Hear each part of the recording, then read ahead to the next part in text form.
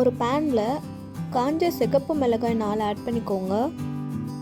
தனியா 1 table spoon, வெந்தயம் 1/4 table spoon, சோம்பு 1 டீஸ்பூன் ஆட் பண்ணிக்கோங்க. பட்டை ஒரு 3 சின்ன பீசஸ் ஆட் பண்ணிக்கோங்க. கருவேப்பிலை 1/2 கப் ஆட் பண்ணிக்கோங்க. ஜீரகம் 1 டீஸ்பூன் சேர்த்து நல்லா வறுத்து எடுத்துக்கோங்க.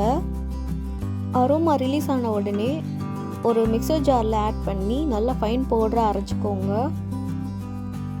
அதே பேனில் 2 டேபிள் ஸ்பூன் எண்ணெய் ஆட் பண்ணிக்கோங்க. எண்ணெய் சூடான உடனே கடுகு 1/2 டீஸ்பூன் ஆட் பண்ணிக்கோங்க. ஜீரகம் 1 டீஸ்பூன் ஆட் பண்ணிக்கோங்க. பட்டை ஒரு 2 சின்ன துண்டு ஆட் பண்ணிக்கோங்க. கருவேப்பிலை ஆட் பண்ணிக்கோங்க.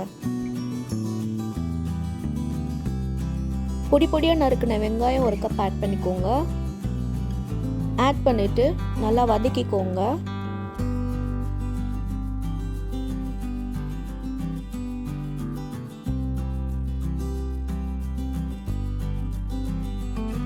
உப்பு தேவையான அளவு ஆட் பண்ணிக்கோங்க. ஆட் பண்ணிட்டு நல்லா வதக்கிக்கோங்க.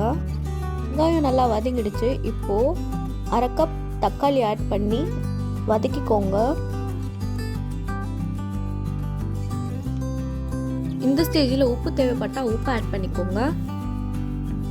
அரைச்சி வச்சிருக்க மசாலா ஒரு 2 டேபிள் ஸ்பூன் ஆட் பண்ணிக்கோங்க.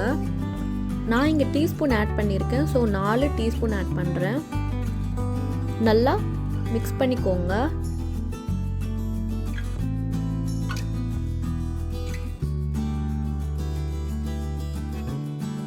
மசாலா எல்லாம் ஒன்றா கலந்ததுக்கு அப்புறம் நல்லா க்ளீன் பண்ணி வச்சுருக்க நண்டு 1/2 கிலோவை ஆட் பண்ணிக்கோங்க.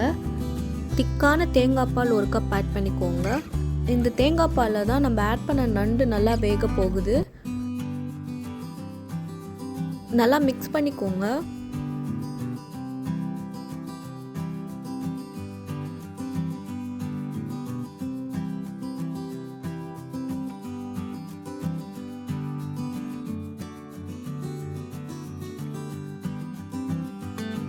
தண்ணி தேவைப்படுது, அதனால் தண்ணி 1/4 கிளாஸ் ஆட் பண்ணிக்கோங்க.